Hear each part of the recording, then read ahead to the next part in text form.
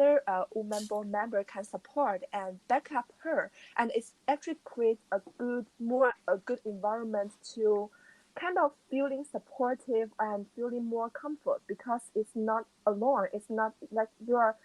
That's why actually back to the work I'm doing is that's why I feel community matters, because actually it's creating such kind of healthy supporting systems to create a more comfortable place for women to behave, like for women to present themselves in a more honest and comfortable way.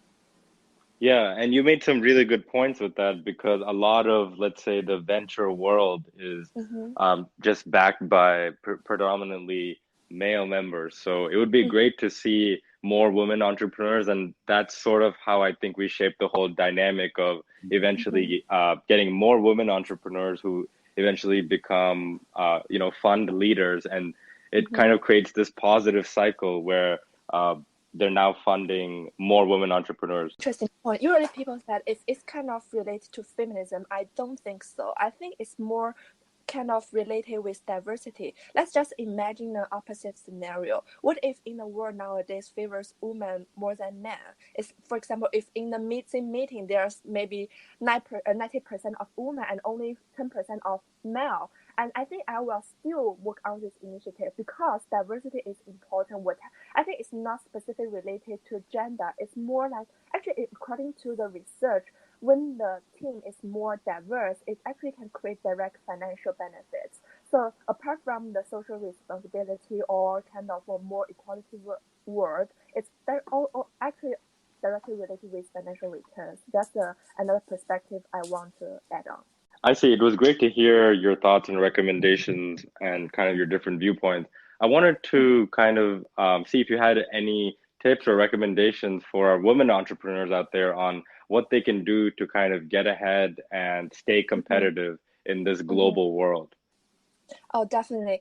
I think before I answer your question, I want to somehow make a point clear. Nowadays, like women empowerment become a really hot topic, but personally, I'm not in favor of that term, because I think when we want to lift up women, we kind of have to remove that label. For example, I sometimes read in news that there's a great female scientist make a breakthrough or whatever. They seems put too much emphasis on female.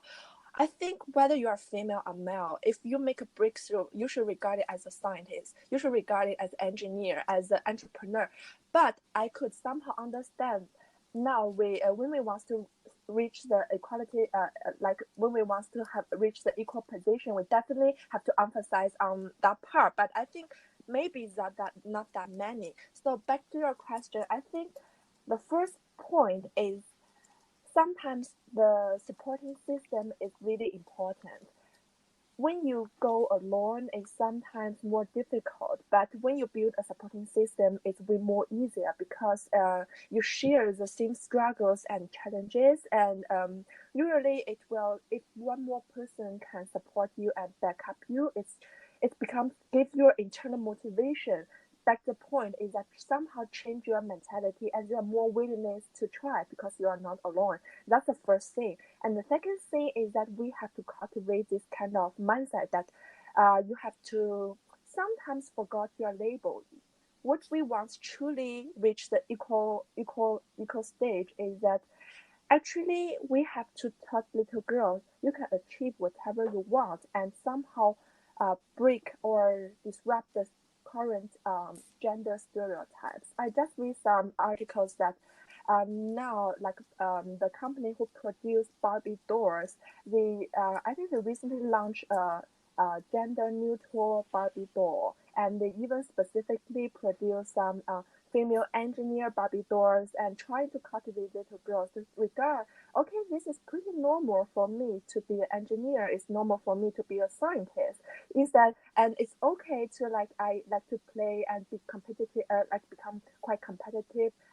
When I was young, and it's okay. And on the other side, it's okay for little boys to play Barbie dolls. It's I think the same methodology is that when we trying to do more on the working space for women. It also actually we should do more trying to empower more males into the family world. So I think it's more and more on the share the same methodology. And one more point I want to add is that first step is really important. And usually when you make your first move, and the next phase you have to be aware is that connecting dots. It's been told so many times, but what I want to emphasize is connecting practical dots. You have to set a really practical goals, and so that it's just like when you do fitness, you have to do a recovery run so that you feel good when you want to take risks and to step out of your comfort zone. So that's what I mean is the connecting practical dot. And when you accumulate enough, gradually you will feel like you already made some progress, and it will kind of more and more close towards the goal you want to achieve. And last but not least, as always be confident, always be true to yourself, and just do whatever you feel you're passionate about. And I think that's really important. Okay, cool. So I wanted to pivot a little bit to talk about your involvement with the Hong Kong X-Tech startup platform, because I know that Sequoia Capital is also involved with this in China. Could you talk a little bit more about how this is different than maybe some of the other types of funds out there, and if there's anything that they're doing to, let's say, support inclusivity with gender or different races and backgrounds? Okay. I think before I talk that, I want to talk about some background about Hong Kong startup ecosystem. Usually we observe a scenario like in Hong Kong, people tend to possess a pragmatic mindset, which means that people are more attractive to save their effort by making sense of things in a quickest and more efficient manner. So that's why actually it creates a barrier for Hong Kong to to become an early adopter of innovative technology, for example, the fintech or whatever e-payment, and they prefer rather to wait and assess the successful overseas technology improvement. I think this creates a burden for, especially from a venture capital point of view, because there's comparably less startups are willing to devote into a technology perspective. But we do have to admit there's more and more unicorn is happening in Hong Kong. For example, the SenseTime and the DJI, they are quite successful. But I think what our fund is looking for is pretty different, is that instead we directly find the existing startup team, actually we're back to the academic world. For example, if we foresee there's a potential breakthrough in certain, for example, science or engineering, and we directly approach to the professors and the PhD team. But usually they never think they will enter into the startup world, and usually they are pretty like technical person or engineering type of person. They do not possess strong business sense. But what we want to let them know is that they have the potential, and what we want to do is trying to build a connection from the research, academic research breakthrough, and somehow think of ways to help them to make them to become some practical industrial practice. That's our fund is looking for.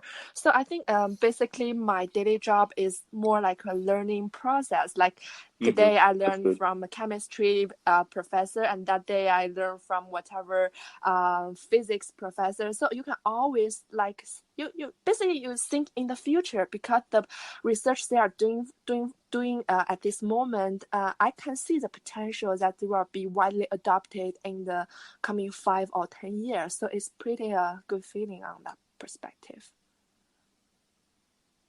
Yeah, thank you for sharing your thoughts. And if people want to reach out to you and learn more about what you're doing, or maybe support some of your initiatives, what's the best way they can get in touch with you and interact with you? I think you can find me on LinkedIn, and I basically read LinkedIn message every day, so I will reply, and yeah.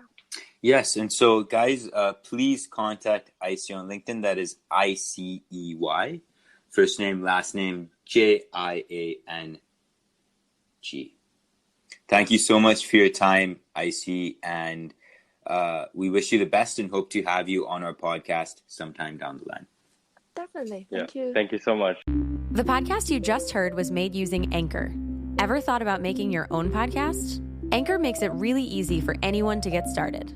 It's a one-stop shop for recording, hosting, and distributing podcasts. Best of all, it's 100% free. Sign up now at anchor.fm/new. That's anchor.fm/new to get started.